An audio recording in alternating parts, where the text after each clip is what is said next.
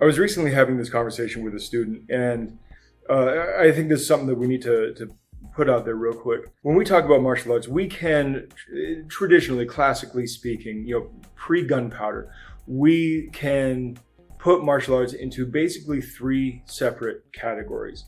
There are grappling martial arts, there are striking martial arts, and there are weapons martial arts, historical traditional weapons martial arts.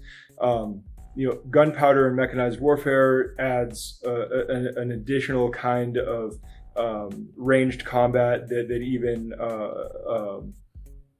manual artillery from back in the day didn't really bring. And yes, okay, group combat versus single combat. We're generally talking about single combat though. And you see martial arts is this big thing, right? But generally speaking, you have for single combat, for the stuff that people typically train as martial arts in the modern world, which is going to be grappling, striking, and traditional weapons. What we are dealing with then is this kind of triangle that kind of feeds into itself. And it's a really interesting concept because, when we look at history, the earliest depictions of combat, physical conflict that we have are grappling.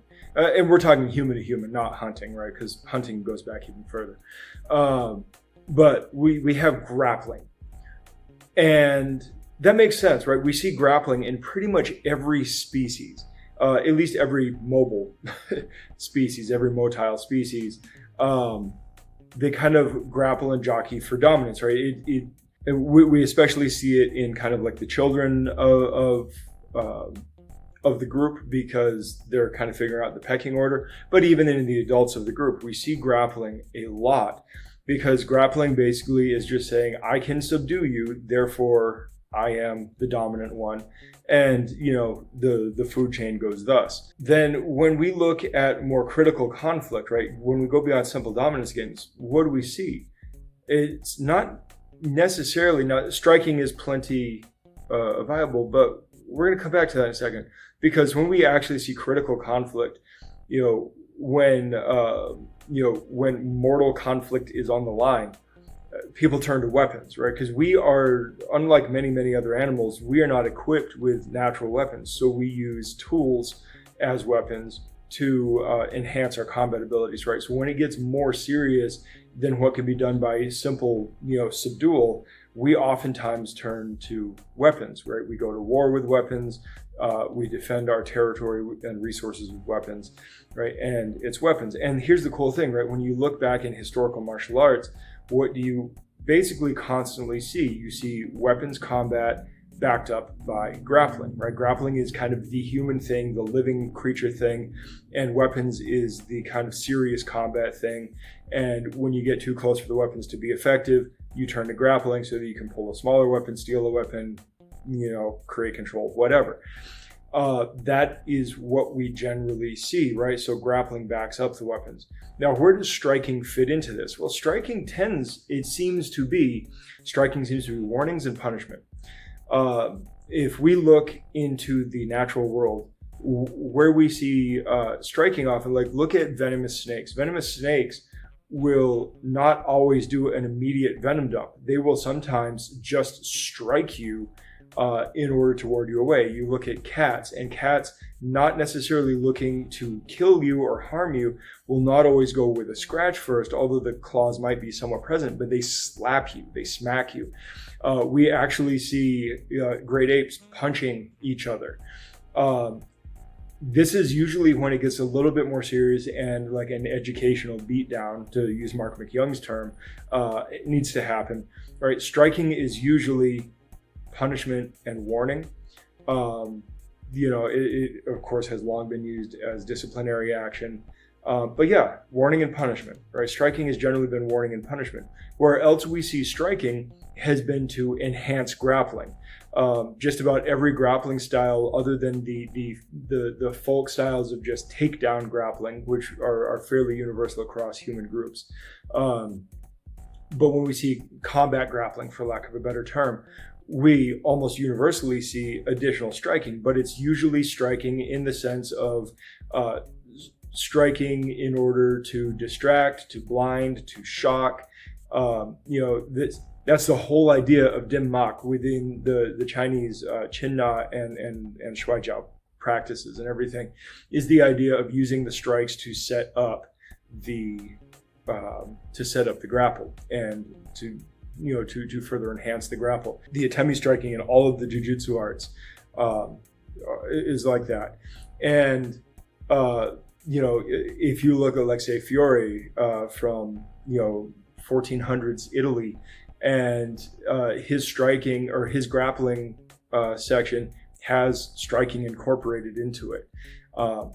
So when we look at this stuff, we see that striking is usually used as a backup to grappling, and the grappling is used as backup to weapons.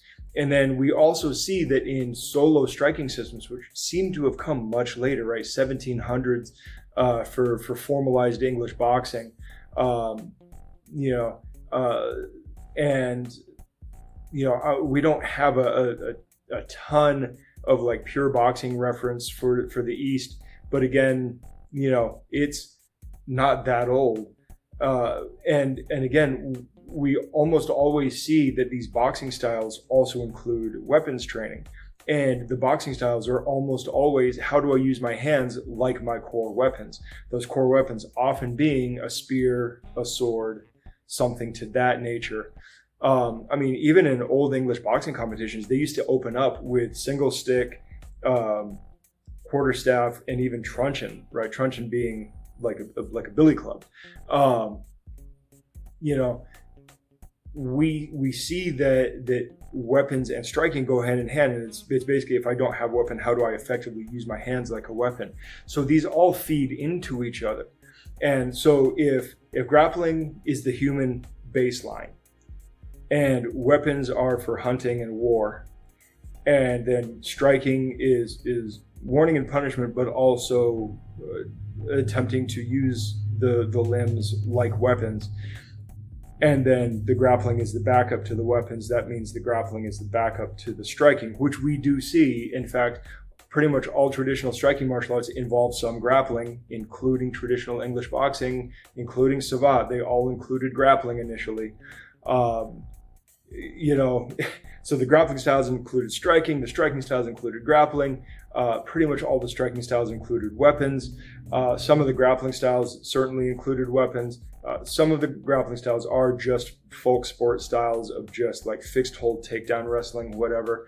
And that is a little bit of a kind of a side note to this, but the fact is that they all feed into each other, and they are all actually necessary components of it. And the fact is that each of those pieces fills in the gaps, and it makes the other pieces better.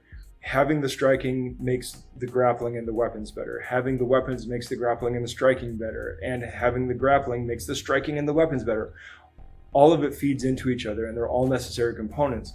Really, historically, where we see the division is not between striking and grappling, and is not the difference between empty-handed weapons.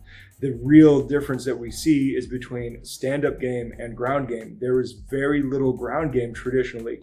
Ground game seems to largely be, for the most part, don't get it twisted, a 20th century game. Ground fighting seems to be a single combat 20th century game by and large.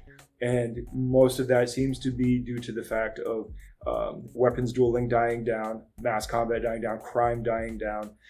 Thus, you have more latitude to do ground fighting. Now, it's not to say ground fighting never happened. Of course it did. People would get put on the ground, they would jockey for position, they would roll around. But the fact is that if you are in a melee, that is a dangerous place to be. If you are in a street, keep in mind, streets did not always have cars. They had foot traffic and animals and human waste and animal waste and who knows whatever. Being on the ground was not a desirable place to be, and people did not want to spend a lot of time there, which is why the ground fighting tended to be a last resort, a pin you so I can pull my weapon and look at Chin Na, look at Western grappling, look at even jiu-jitsu and even judo. All of them involved pinning people. What was the pin for? Pinning is for arresting or pulling your knife or stealing the other guy's knife and finishing the job. that's what ground fighting was initially for. It was a quick get in, get done, get out kind of thing. It wasn't a sit there and jockey and jockey and jockey and jockey while, you know, a horse comes up and kicks you in the side of the head. Obviously, we don't have to deal with that today, but the fact is that it was at least a potential reality back in the day. So, right, it really is important to kind of train all of the things. And so if you were to make an order of operations, right, grappling would be up there, but it would probably not look necessarily like BJJ or even catch wrestling. It would probably look a lot more like, you know, Greco-Roman or judo, because the fact is that that's the stuff that keeps you upright, available to get your weapons, available to get to your striking, all of that kind of stuff. Anyway, I've rambled on long enough, but it is an important thing to understand where to put these things and understand how they feed into each other, because that's why mixed martial arts exist, because it is a big puzzle, and focusing specifically on just one or the other leaves a lot on the table and leaves you just with a completely incomplete practice. So that's it. I'm done rambling, and I will talk to you guys later. Good journey. Hey, thanks for watching. Like, subscribe, share, do all the other social media stuff. You can check out our other socials, as well as take a look at some of the merchandise that we have for offer in the links below. And if you happen to be in the Phoenix metro area, stop in, come in for a class, come in just to say hi. We'd love to meet you. Until next time, good journey.